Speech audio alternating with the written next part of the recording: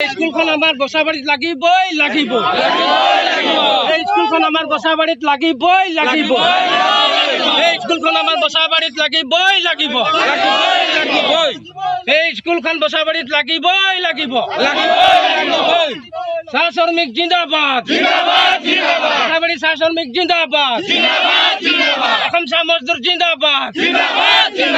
যাতে আমাৰ এই স্কুলখন বছাবাৰী চাহ বাগিচাতে হ'ব লাগে আৰু হ'ব লাগে নহ'লে আমি গোটেই সমূহ ৰাইজে প্ৰতিবাদ কৰিম বুলি আমি ওলাই আহিছোঁ গিৰাট গোৱালৰ পৰা শুনিছিলোঁ যে আমাৰ সংঘৰ ছেক্ৰেটাৰীয়ে কৈছিলে যে তেখেতে আমাৰ বছাবাৰী ৰাইজৰ লগত চৰাইপানী ৰাইজে বোলে কিবা আলাপ আলোচনা কৰিহে স্কুলখন নিয়া বুলি তেখেতে কৈছিল কিন্তু আমি আমাৰ লগত কোনো চৰাইপানী আৰচাই হওক বা ৰাইজে হওক কোনো আমাৰ লগত আলাপ আলোচনা কৰি নাই হেৰি কৰা এতিয়া ইয়াতো চৰকাৰী মানুহ আহি মাটিত জৰীপ কৰি গোটেই NOC লৈ গুচি গ'ল তাৰ মাজতে আমি ওচৰতে জংঘলটো কাটিও আমি প্ৰায় 300-400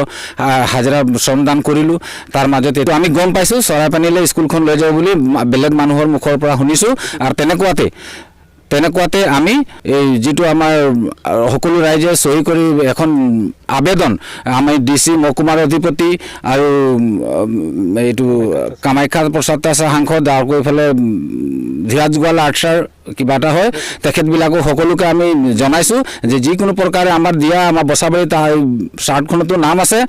বছাবাৰীতে স্কুলখন ND24